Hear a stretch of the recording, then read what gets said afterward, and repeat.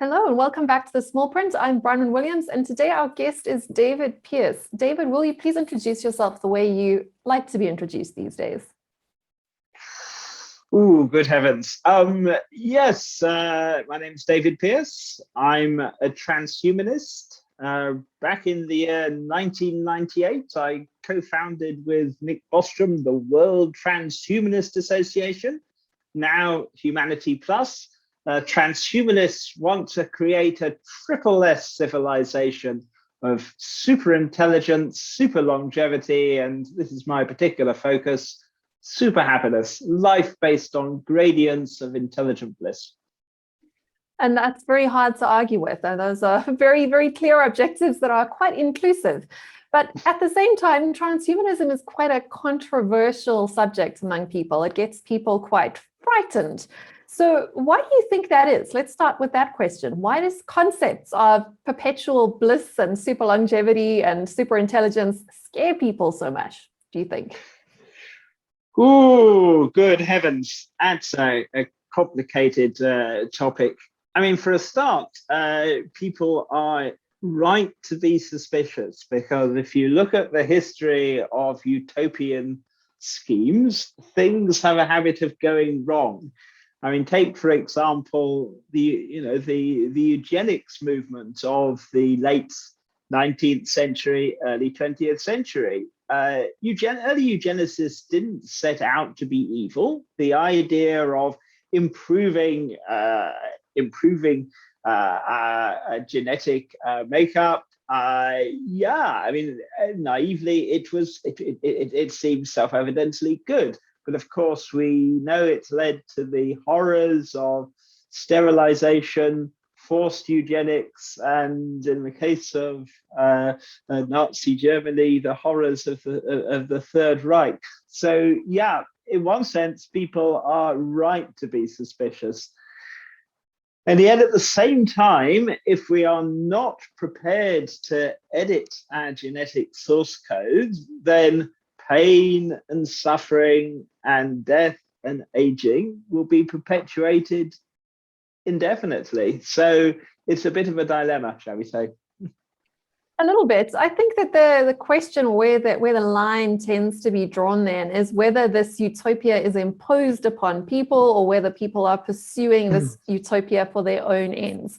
So I had a conversation with Zoltan, who I'm sure you might have come across, who ran for the president of the United States on the same show a couple of days ago. And we spoke about the difference in the transhumanist movement between the sort of collectivist transhumanist movement and the more individualist, libertarian way to the same end. And I think that that's also an interesting conversation to have, and that the end that you are talking about, an end where everybody is happy and experiencing the fullness of whatever life and consciousness is to them, is hard to argue with. But when we get stuck on the means as to how we get along that journey, things could become a little bit less comfortable for a lot of people. So maybe you can start by explaining to us where you stand on that path. Should we be forced to be happy, or should we be allowed to come around to that idea through our own ways? Yes, a good question. But no one should be forced to be happy. But it never ceases to surprise me. A lot of people do have this suspicion that someone somewhere is going to try and force them to be happy against their will, which sadly I regard as fanciful. I say sadly, perhaps not. No one is going to force you to be happy. No one is going to force you to upgrade your DNA. But at the moment, pain, suffering, aging, death are coercive. And what the new technologies, genetic engineering, AI offer is the prospect of liberation from our coercive Darwinian biology. Essentially, evolution via natural selection didn't design us to be happy. Evolution, figuratively speaking, designed us to be discontented a lot of the time, because discontent, essentially, it increases the inclusive fitness of our genes. And for the first time, thanks to biotechnology, we are essentially going to be able to choose our genetic makeup choose the genetic makeup of our future children, the level of suffering in the living world is shortly going to become an adjustable parameter. And essentially, yes, we are going to be able to transcend our biological limitations. The details are incredibly messy, but yes, all transhumanists, whether they can be crudely called left-wing or right-wing transhumanists, are very, very strong on the issue of freedom. But as the whole COVID pandemic illustrates, we are ultimately all in this together. As we see the debates over whether mask wearing should be mandatory or not, extreme libertarianism is problematic because, one can argue for complete liberty for Robinson Crusoe, but we're not Robinson Crusoes. How one reconciles these dilemmas, it is obviously horrendously complicated. But I think most, if not all, transhumanists would sign up for this vision of a future society of super intelligence, super longevity, and super happiness, but with different emphases. I mean, some transhumanists, their main focus is radical life extension, with cryonics as a backup option for people who suspect that they're not going to make it, because after all, we can't yet reverse the biology of aging.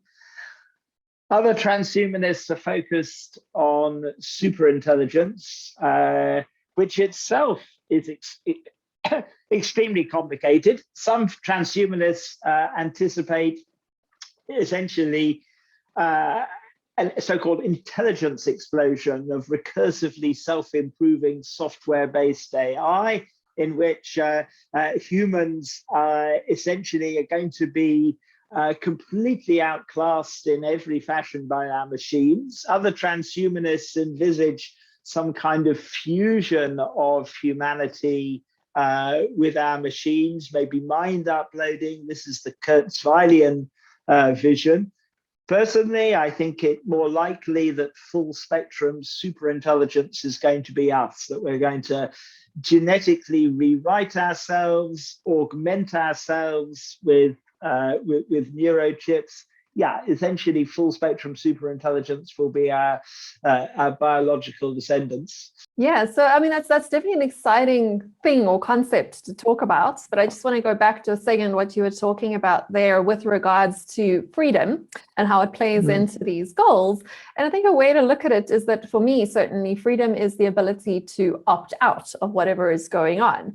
And what you're really talking about is in our current existence, we're not free to opt out of the birth-death cycle at all. So when you start to think about it in that sort of way, you can start to see that progressing beyond the bounds of our sort of natural life, and I know the word natural is wrong because technically everything is natural or we wouldn't be here to start with, but to progress beyond what is currently taken to be what life and death is actually broadening choice and freedom, because it's giving us an ability to opt out of the cycles that we have been born into, essentially against our will. So I think that is one way to look at it, rather than seeing that transgressing what is natural, depending on what your perspective, what natural is not reducing freedom. It's actually increasing the range of options available for us, the huge buffet of life to choose from. So to be able to choose our degree of suffering, whether you are sort of crazy enough to want to pick some suffering into your life, should not necessarily stop someone else from choosing to have less of that going forward. Now, I have read quite a lot of your work, and I know Ludwig has quite a lot too. So we had quite a few questions we wanted to get into with you today. And I think that one of the where your work really focuses, as you said, is that you tend to focus on the happiness aspect of transhumanism rather than intelligence or longevity. And I would tend to agree with you, because ultimately isn't achieving total bliss the ultimate end, right? And intelligence is a means to that end. You can see it that way rather than being an end in and of itself. Of course, different people would disagree with that perspective, but maybe you can elaborate for us why you think super happiness is perhaps the most important of those three pillars of the whatever comes next for humanity. Yeah, personally, I think overriding moral obligation is to prevent, mitigate, and eventually abolish all forms of suffering throughout the living world, human and non-human. None of us chose to be born. We're born, in a sense, to suffer. But what I don't want to do is suggest that, yeah, in order to sign up to the kind of the abolitionist project of getting rid of suffering, that anyone feels they need to sign up to suffering-focused ethics. I mean, personally, I'm a negative utilitarian or a kind of secular Buddhist. That is, I think, our overriding obligation.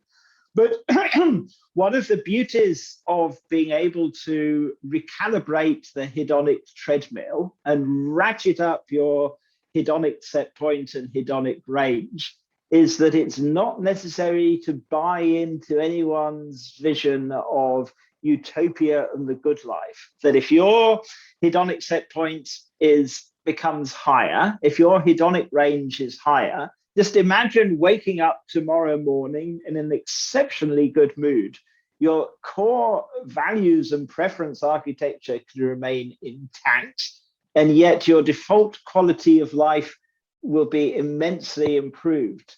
And yeah, transhumanists is very keen on this idea of recalibrating the hedonic treadmill. There's a distinction between being blissful and being blissed out.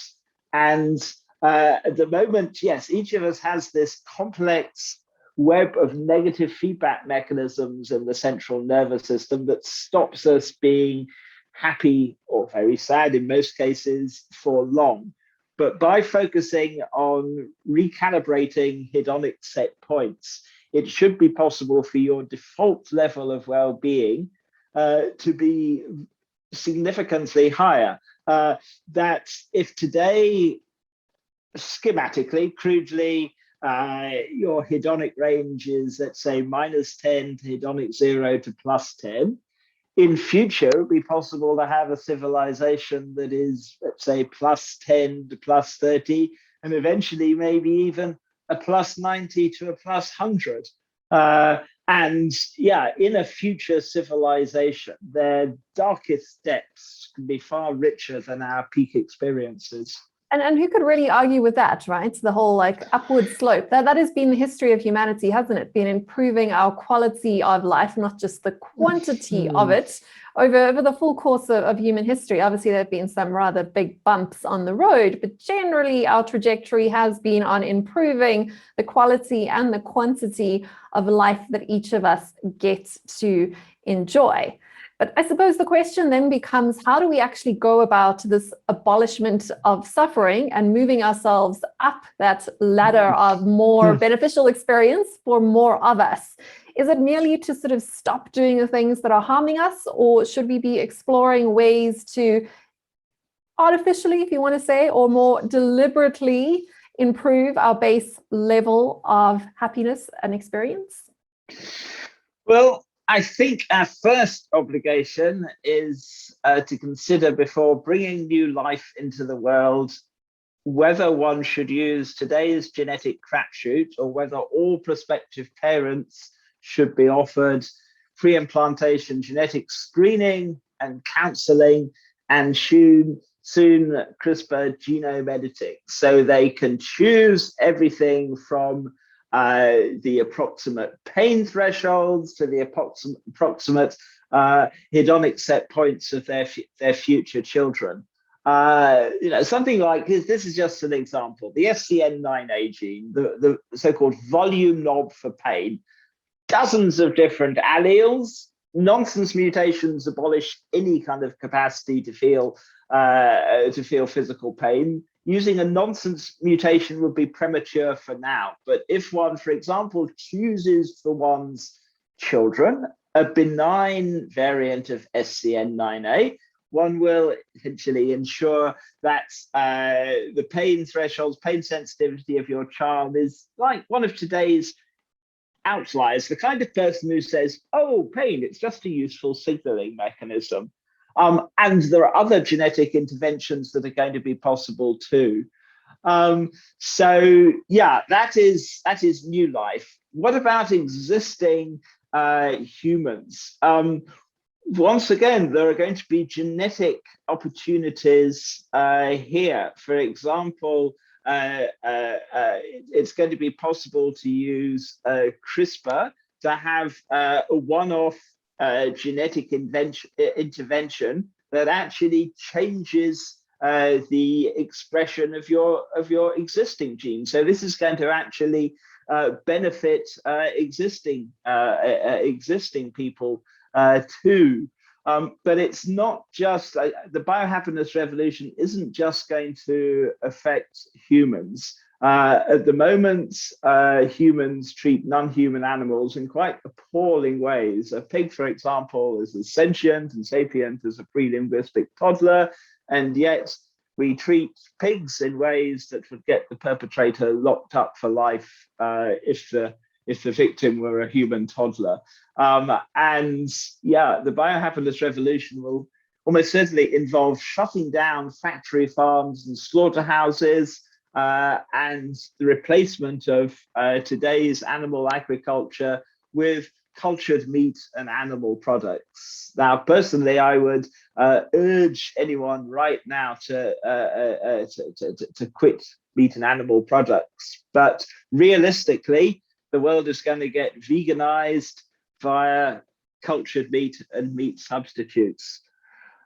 The final leg of the abolitionist project on Earth is going to be non-human animals in nature. That although anyone brought up on a Disneyfied diet of wildlife documentaries will think of nature as a beautiful place, or perhaps that, they think of wildlife parks, elephants, the beauties of nature. Nature is pretty savage a lot of the time. This is nature red in tooth and claw. Most animals in the wild lead short, nasty, brutish lives. They starve or end up in the jaws of a predator. But thanks to genome editing and AI, the entire biosphere is essentially programmable. And if we decide that we want to have a low-pain biosphere followed by a no-pain biosphere, it'll be possible to use such tools as CRISPR-based synthetic gene drives to essentially reprogram the living world. I mean, it's obviously tremendously computationally ambitious, this, and we're looking many decades, perhaps many centuries ahead. But yeah, essentially the level of suffering nature is an adjustable parameter, and we need to decide what level we consider is ethically optimal. What are you really talking about there for people that aren't familiar with your work when it comes to genetically editing nature itself to get rid of or at least blunt the sharp, nasty, brutish edge of what nature currently is?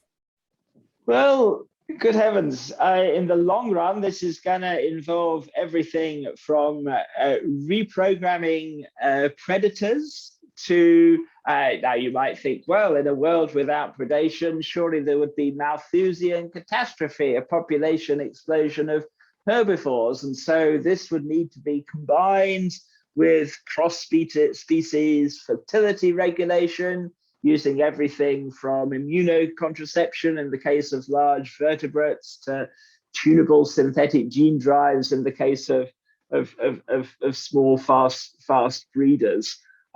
This will, to some extent, it's not just a technical challenge, it's also an ethical challenge too. But the vision is ancient. One thinks of the Bible, of Isaiah, of a world where the lion and the wolf lie down with the lamb.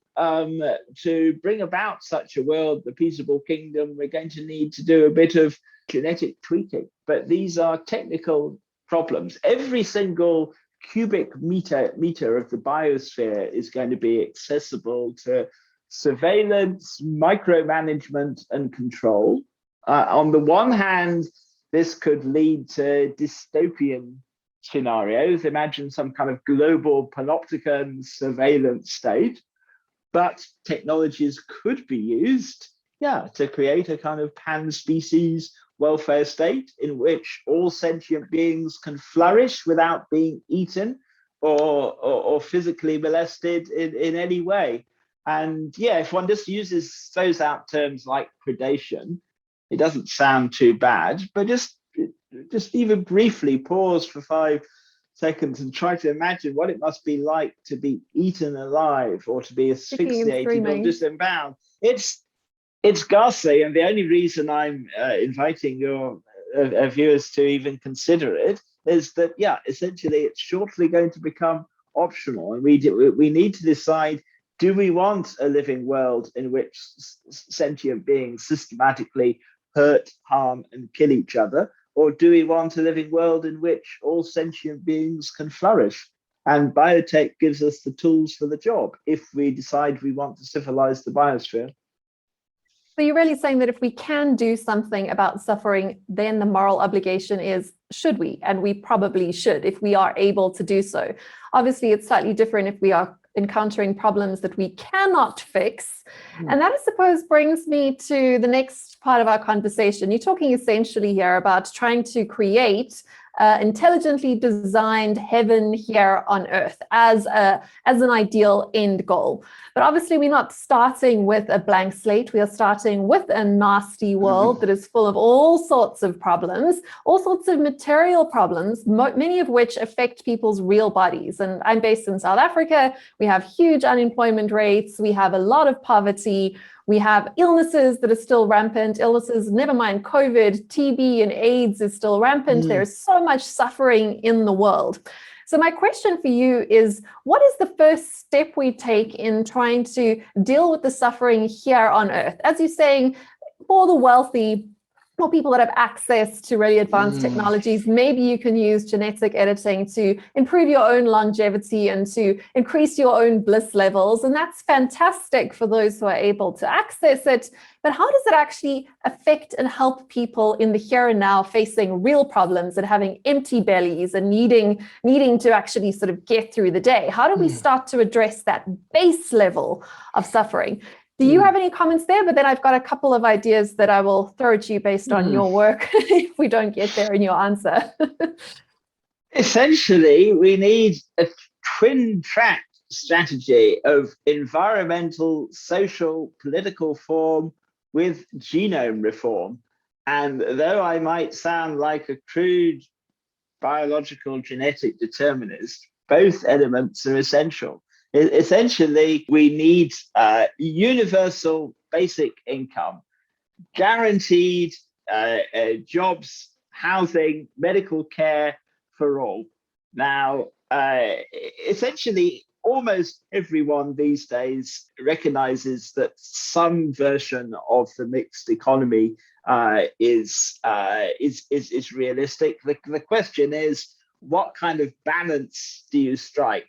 And I gather you've chatted to Zoltan. Zoltan is very much identified with the what loosely the right wing or the libertarian strand of transhumanism, and yet Zoltan is himself a fan of universal basic income. Apologies, it's incredibly simplistic, of course, this whole notion of left and right, but nonetheless something. It's too useful to give up. Obviously, there are plenty of people who, when they hear terms like universal basic income, universal healthcare, will shout socialism. But as far as I'm concerned, it's just precondition of any decent civilized society that everyone has access to healthcare and a reasonable living income. Okay, well, we can carry on from this. I'm very glad that you opened the conversation in that regard.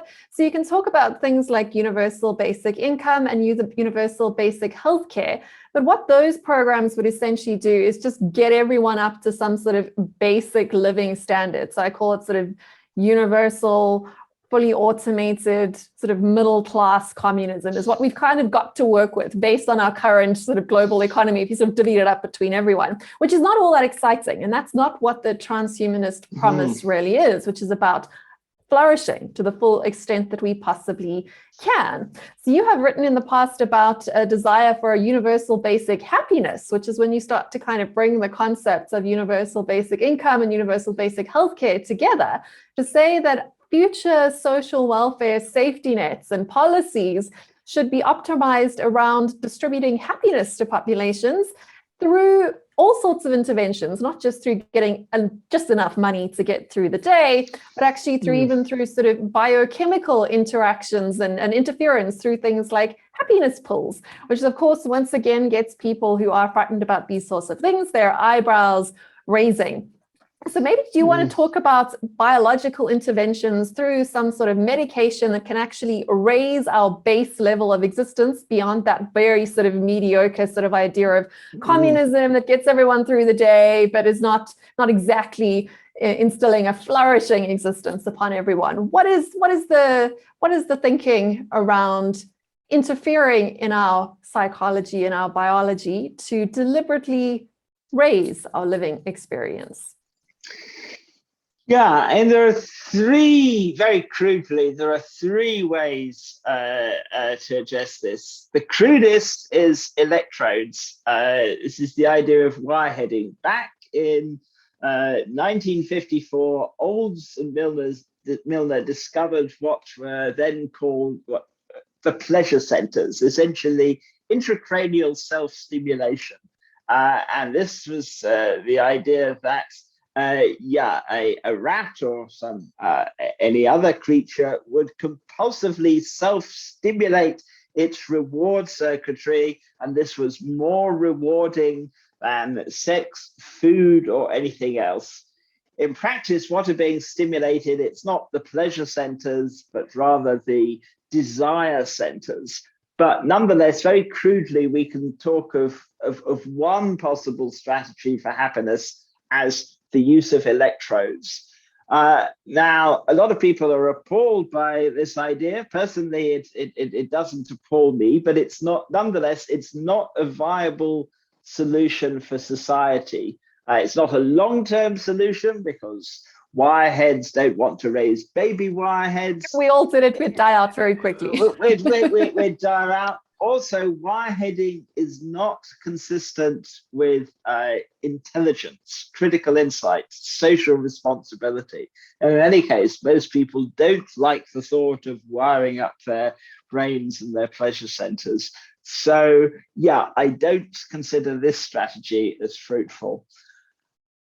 The long-term strategy, we'll come to the intermediate strategy and alike, I think is genetic engineering. That essentially, we need to rewrite the genome, starting off with a little bit of light genetic tweaking, not just the well-known genetic diseases, sickle cell disease, cystic fibrosis, Tay-Sachs, and so forth, but also genes, far out gene, COMT gene, and so forth, that are implicated in default hedonic tone. We've mentioned pain thresholds. Many genes are involved, but the volume knob for pain is critical. And yeah, essentially, as a civilization, I think we need a strategy. I mean, the World Health Organization and its founding constitution of 1998, to which it recently reaffirmed, defines health as a state of complete physical, social, and emotional well-being. Now, by that definition, no one in history to date has ever been healthy. And so I think perhaps we should aim for something a little less ambitious, but life based on gradients of intelligent bliss, i.e. a slightly less ambitious definition of health. It's only going to be feasible if we're prepared to edit our genetic source code. And I think we need to urge the World Health Organization to live up to its responsibilities in its founding constitution. Good health for all entails genetic, essentially getting rid of the genetic crapshoot and giving parents guidance on how to choose the genetic makeup of their future children. But, and this is more intermediate, it's not just future sentient beings we need to think about, of course. It is existing, suffering, sentient beings. And for the first time this year, a one-off genetic jab has been used to treat a transthyretin amyloidosis, which is a very nasty progressive disease. And the one-off CRISPR infusion essentially knocks out the errant gene and the rogue protein it was producing. And though this is very early days, actually seems to be effectively treating this otherwise fatal genetic disorder.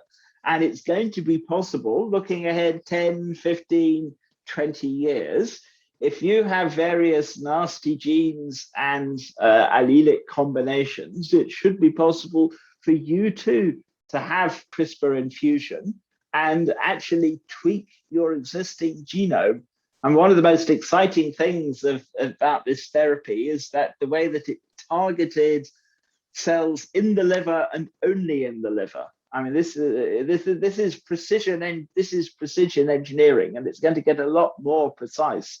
And so we need to have a debate as a society whether people should be, in a sense, compelled to keep their existing genomes, or whether people should be allowed to enhance and upgrade. And although I said, well, earlier in the sentence, enhance by the standards of post-human superintelligence, we are all severely dysfunctional. We are all malware in a sense. And so perhaps it's best to use the language of remediation.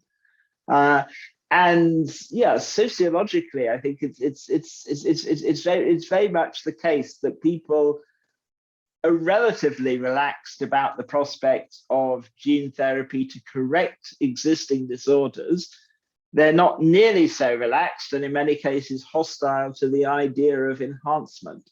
But essentially, we are all extremely sick. We all have this lethal progressive disorder called aging.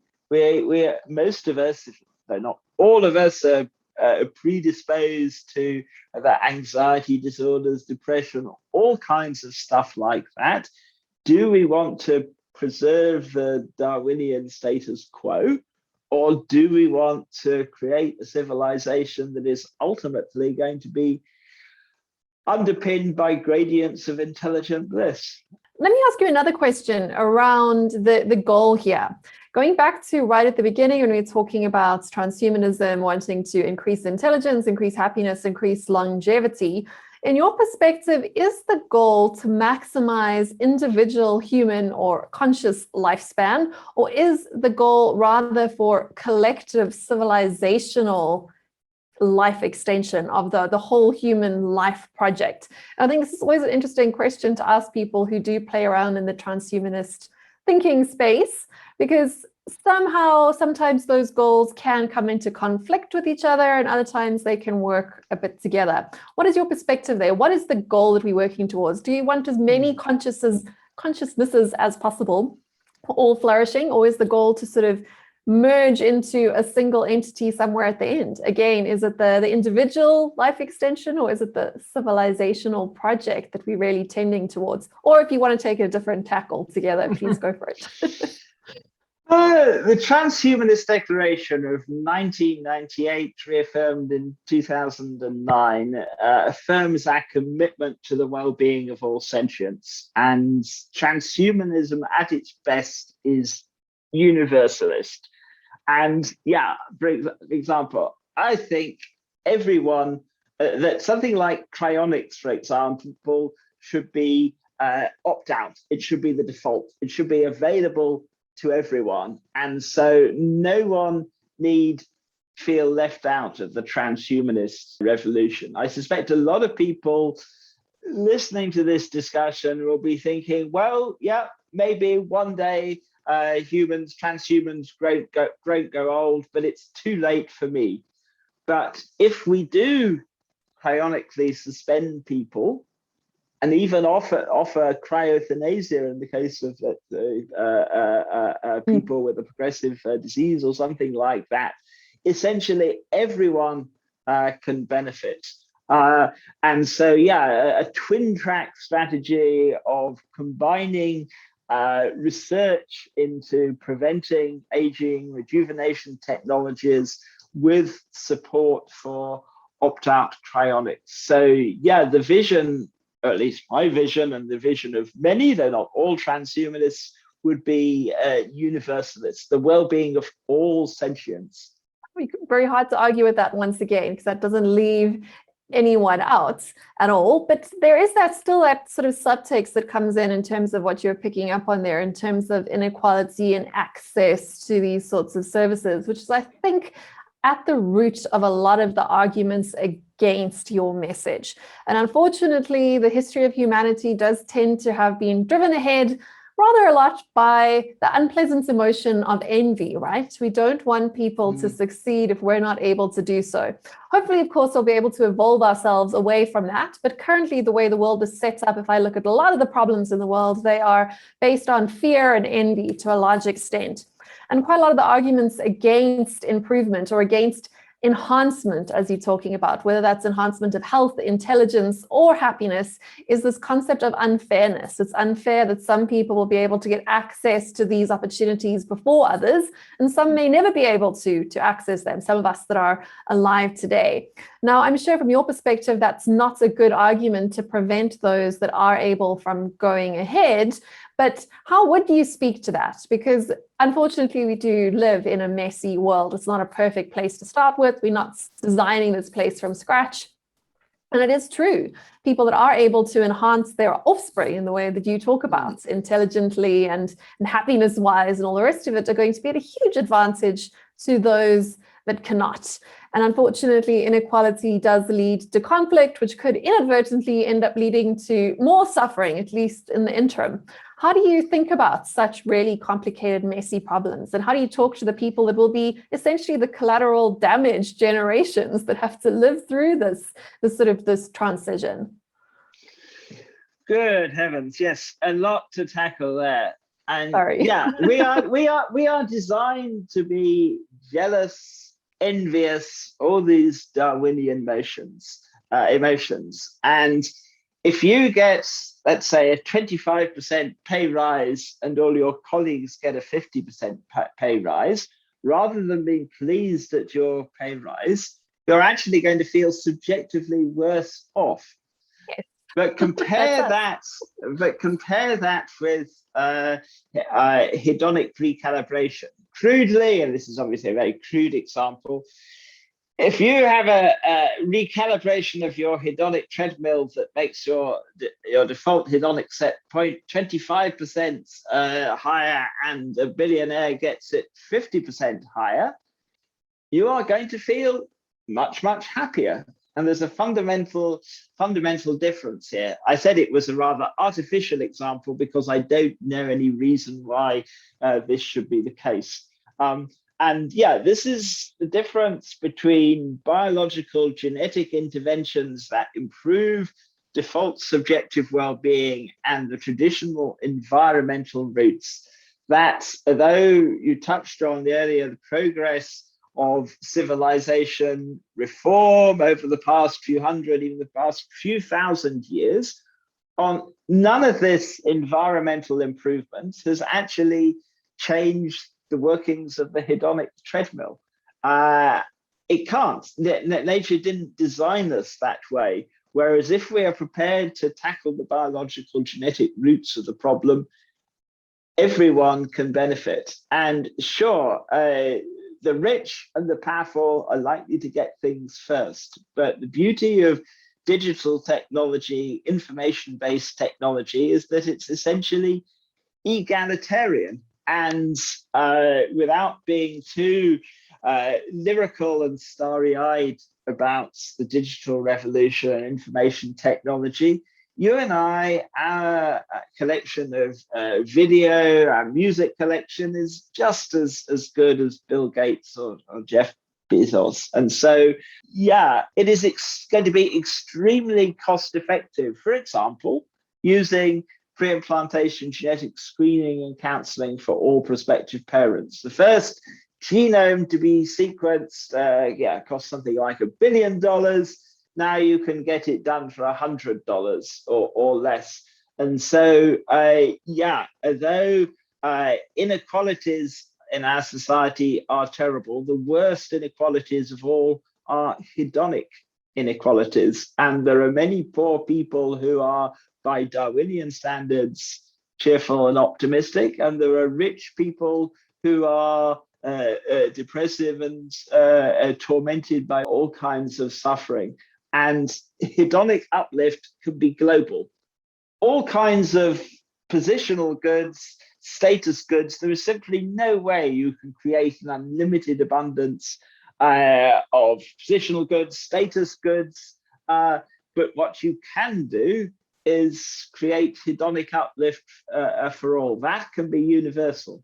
I like the way most of what we've spoken about today, you really emphasized fixing what is wrong with us and editing our genetic code to edit out suffering and to improve quality of life outcomes for all of us. But I did also want to talk to you about other interim solutions, because as I have mentioned, there are definitely real problems in our real world. We are unhealthy, there is crime, there is pollution, there's a whole lot of issues that we all have to deal with on a day-to-day basis. So I don't want to get into that too much. But one of the alternatives that we can do quite quickly if we want to escape all of that is to literally escape, either by using mind-altering drugs and experiences or by escaping into virtual worlds.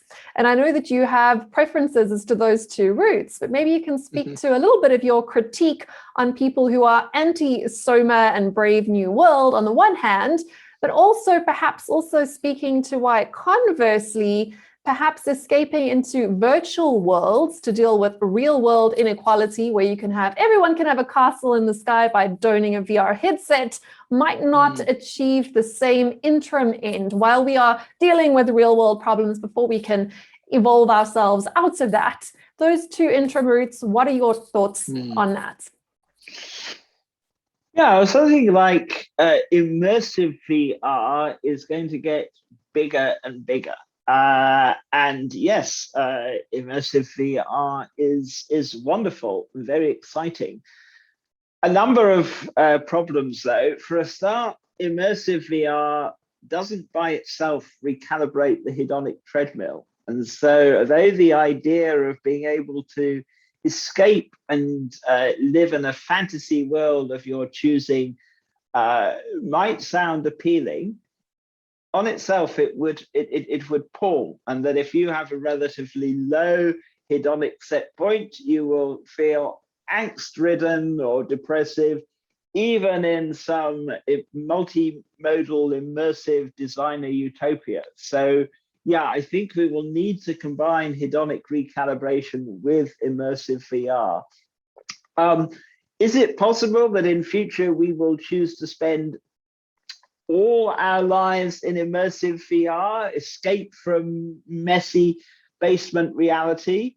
A lot of the time, yes, but I don't think completely so, because essentially one needs to think about the nature of selection pressure in the basement. And just as wireheads don't want to raise baby wireheads, people who spend their lives in immersive VR aren't going to want to have kids and raise kids in basement reality. So one of the advantages of raising hedonic set points is that we won't need to choose between escapist fantasy worlds and nasty, messy basement reality. And that if we upgrade our reward circuitry, essentially it'll be possible to engage with the real world, and yet at the same time it won't be as nasty as today. What the long-term mix of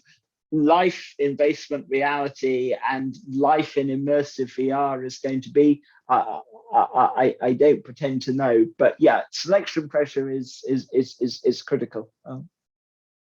And then to the other side of that question, on your critique of the critics of Brave New World and old Huxley's idea of how to engineer happiness, Do you have any right. comments you want to add there for people that aren't familiar with your views there? I certainly am. I always find them entertaining. Yeah, well, yes, people worry, or at least some people worry, they'll cite Brave New World. They worry that essentially if there is SOMA, Huxley's ideal pleasure drug, or its genetic equivalent, that we will all become contented dupes of the ruling elites who will be able to manipulate and control us. Clearly, that is a worry, but nonetheless, it is worth considering, I think, what effect having a higher hedonic set point or an ideal pleasure drug is likely to have on your behavior, in that evolutionarily,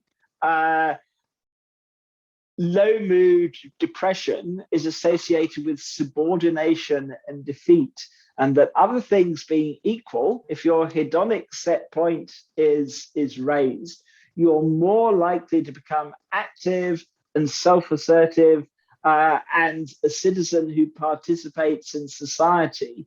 And one can turn Huxley's arguments on their head in a sense, in that, yeah, if everyone is extremely happy with a high hedonic set point, they're less likely to behave in a depressive, subordinate, keep your head down manner. Huxley did actually anticipate this scenario, or something like this scenario, in Brave New World, when John and the controller are having a conversation, and John, I think, was asking, why can't everyone be a kind of alpha? And the controller revealed that this experiment was tried in Cyprus. Essentially, there was a civil war because all the alphas, they wanted to be top dog, and it didn't work. So rather than leading us all to be more manipulable, it may be that turning us all into active citizens who don't let ourselves be bossed around creates social problems of its own. I suppose that's how far you take it, right? So if you up the intelligence along with the success drive, then you would sort of remove a lot of those problems. And I think that's the whole point of the transhumanist movement, is that critics of it are looking at it piecemeal, are saying that we would have idiot bliss, or you might have sort of evil intelligence, rather than seeing how if they go together, if good things go together, as they tend to do in our real world, whether you look at it from an economic lens or from a more philosophical lens, generally good things go together and bad things go together too. Unfortunately, our world is quite unfair in that regard, that there are vicious cycles and virtuous cycles. And if you look at it more holistically, as to say that if we are increasing our altruism along with our pleasure and along with our intelligence, then you get to avoid quite a lot of these problems, or at least that's what the intended goal should be. But I suppose the question that I wanted to end with you today, because we are coming to the end of our hour, is saying, let's go back to that very, very end goal that we're talking about here. If we do achieve the ultimate experience, would that be the end of humanity, or would that just kind of be the beginning? Do we achieve some sort of equilibrium? Do we continue evolving and progressing, or do we all just sort of disappear into some sort of final bliss bang, however you want to put it? Talking about the long-term future long term is inevitably extremely speculative. But by aiming at information-sensitive gradients of intelligent bliss, that's a mouthful, but it's worth the mouthful rather than just saying bliss or super happiness. Essentially, the more one loves life, the more one tends to want to protect and preserve it. And rather than turning us into lotus eaters, a world of this new architecture of mind based entirely on information-sensitive gradients of intelligent bliss, I think the whole enterprise of knowledge has scarcely begun. I think the whole enterprise of civilization has scarcely begun. At the moment, we're seeing a lot about this kind of space exploration, billionaires in space. But once we have sorted out our reward circuitry, and once we have phased out the biology of experience below hedonic zero, when we enjoy life based on gradients of intelligent bliss, it's going to be possible safely to explore psychedelia. And I think inner space has far more revelations than outer space. That the idea of traveling to other planets or other solar systems we're remembering Star Trek and sci-fi from the past, whereas the really, truly mind-wrenchingly exotic stuff is going to come from exploring alien state spaces of consciousness. Today, I don't recommend it. I think our dark Darwinian minds are unsuited for psychedelic exploration. But once we have abolished the physical capacity to undergo any form of suffering, when life is based on gradients of intelligent bliss, essentially, yes, I think there is going to be an explosion of knowledge as we can safely explore radically altered safe state spaces of consciousness. That is an incredible place to end this conversation. I do want to give you the last word if there's anything else or any other point you want to make. But otherwise, if you could tell people where they can find you if you want to be found. Well, my original motherlode website, state-of-the-art web design 1997, is headweb.com. HEDWEB.com, headweb.com, in which I set out kind of the hedonistic imperative and the different strands of transhumanism. But final message, no, I kind of wish your listeners well in their lives. I just hope they get the chance to taste the transhuman bliss that I've talked about. Thank you so much. You've been an absolute joy to talk to, and hopefully we'll continue this conversation some other time. Thank you, Bronwyn. Goodbye.